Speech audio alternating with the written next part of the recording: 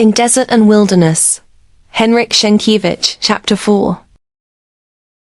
Both Mr. Tarski and Mr. Rawlinson, who loved his little Nell more than life itself, were overjoyed by the children's arrival.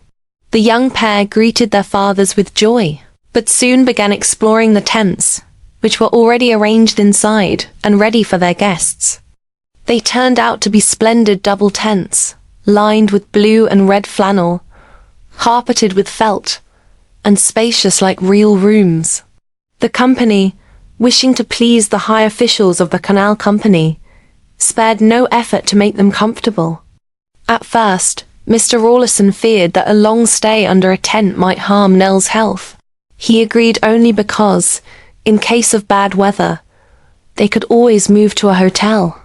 But after seeing everything on site, he realized that time spent in the open air would be far healthier for his daughter than in the stuffy hotel rooms. The weather was perfect. Medinet, or El Medin, surrounded by sandy hills of the Libyan desert, had a far better climate than Cairo, and was rightly called the land of roses. Because of its sheltered position and the humidity in the air, the nights were mild, even warmer than in southern Egypt. The winter there was delightful, and from November, the plants began to bloom in full glory. Date palms, olives, fig and orange trees, mandarins, giant castor beans, pomegranates, and other southern plants formed one vast green oasis. The garden seemed flooded with acacias, lilacs, and roses, filling the air at night with intoxicating fragrance. Breathing there was pure pleasure, and as the locals said, one does not wish to die. Only Helwan, on the opposite bank of the Nile and further north, had a similar climate, though it lacked such lush vegetation. However, Helwan held sad memories for Mr. Rawlinson. It was where Nell's mother had died. That is why he preferred Medinet. Looking at his daughter's bright face, he promised himself to buy land here, build an English-style house, and spend his holidays in this blessed land. Perhaps one day, after retiring from canal service, he would even settle there permanently. But those were dreams for a distant future. Meanwhile, the children were running everywhere, eager to see all the tents and the donkeys and camels hired by Cook. However, the animals were grazing far away and could only be seen the next day. Near Mr. Rawlinson's tent, Nell and Stas joyfully spotted Chamis, son of Shadiji, their old acquaintance from Port Said. He was not part of Cook's staff, and Mr. Rawlinson was surprised to meet him in El Medin. Since Chamis had previously worked carrying tools, he was now hired again to run errands and help as needed. Dinner that evening turned out to be excellent. An old Copt who had served as a cook for Cook's company for many years wanted to show his skill. During dinner, the children told stories about the two officers they had met on the journey. This especially interested Mr. Rawlinson, whose brother Richard, married to Dr. Clary's sister, had long lived in India. Childless, he loved his little niece dearly, though he knew her only from photographs. He often asked about her in letters. Both fathers laughed at the invitation Stas had received from Captain Glenn to visit Mombasa. Stas took it very seriously and dreamed of visiting his new friends someday across the equator. Mr. Tarkowski explained that English officials rarely stayed long in one post in Africa because of the deadly climate. By the time Stas grew up, the captain would likely be long gone or in another position. After dinner, the group went outside the tents. Servants had set up folding chairs and brought soda water and brandy for the older gentlemen. It was night, warm and bright under a full moon. The white walls of nearby buildings glowed greenish, stars sparkled above, and the air was filled with the scent of roses, acacias, and heliotropes. The town was already asleep. In the silence, only the cries of cranes, herons, and flamingos could be heard as they flew from the Nile toward Lake Karun.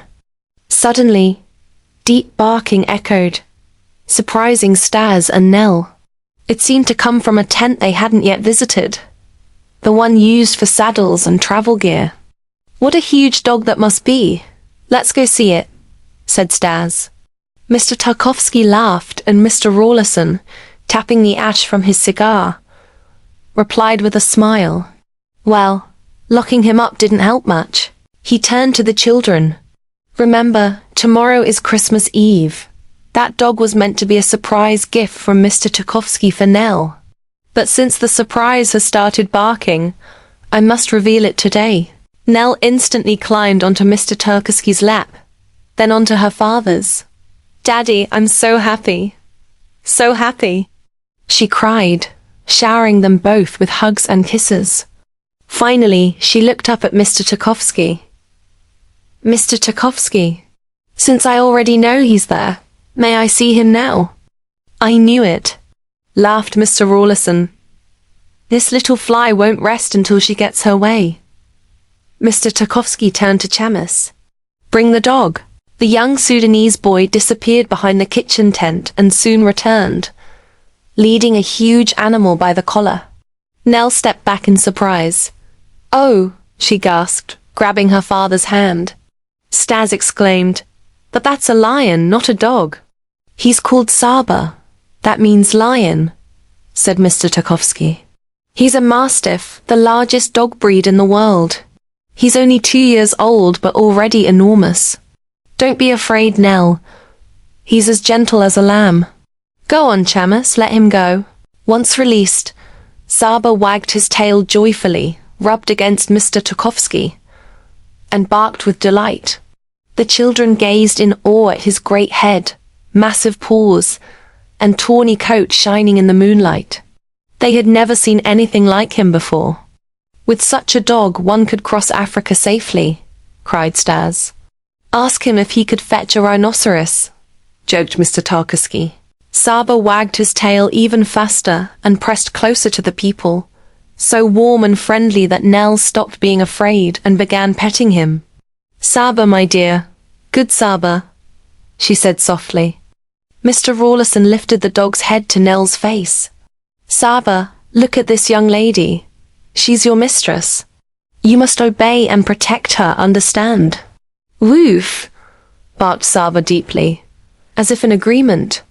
Then, to everyone's amusement, he licked Nell's nose and cheeks in a grand gesture of loyalty. Everyone burst out laughing. Nell had to wash her face before returning. When she came back, she saw Saba standing with his paws on Star's shoulders, taller than the boy himself. Bedtime approached, but Nell begged for half an hour more to play with her new friend. They got along so well that Mr. Tarkovsky soon sat her side saddle on the dog's back, holding her carefully while Stas led Saba by the collar.